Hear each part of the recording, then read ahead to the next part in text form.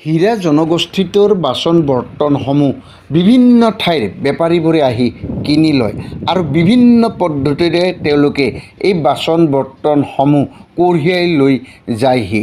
যিয়েই নহওক, আজিৰ এই বাচন বৰ্তনসমূহ এখন প্ৰকাণ্ড নৌকাৰ জৰিয়তে নিবলৈ নৈৰ ঘাটলৈ এই বাচনসমূহ কঢ়িয়াই থকা এক সুন্দৰ মুহূৰ্ত হয়।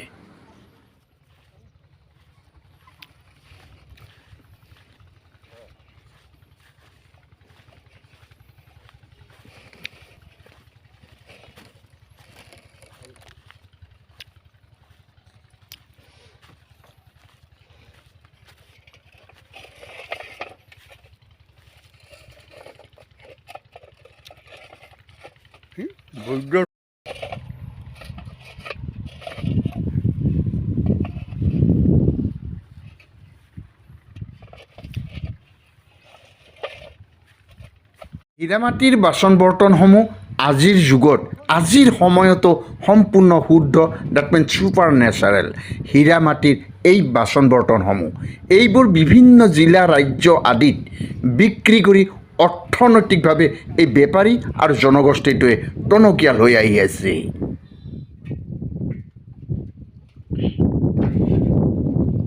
আচলতে এই হীৰা মাটিৰ বাচনবিধ সাধাৰণ যেন লাগিলেও অসাধাৰণ গুণ বিদ্যমান।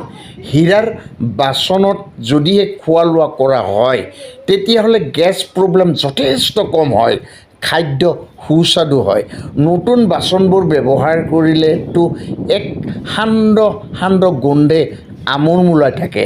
মুঠতে ইয়াক জুইত যিমানেই ব্যৱহাৰ কৰা হয় ই সিমানেই দীৰ্ঘমেদী হয়।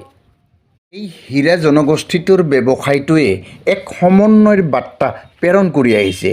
কোনো জাতি নাই, ধৰ্ম নাই, সকলো জাতি জনগোষ্ঠীয়ে হীৰাৰ বাচনসমূহ ব্যৱহাৰ কৰি আহিছে।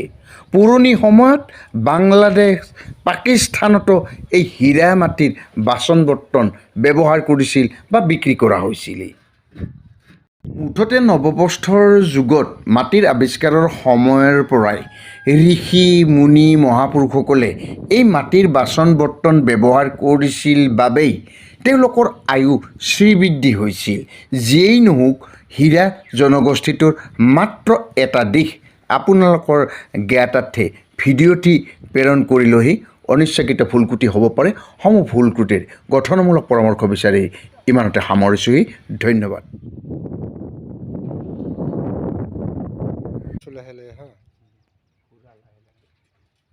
লাহে লাহে হা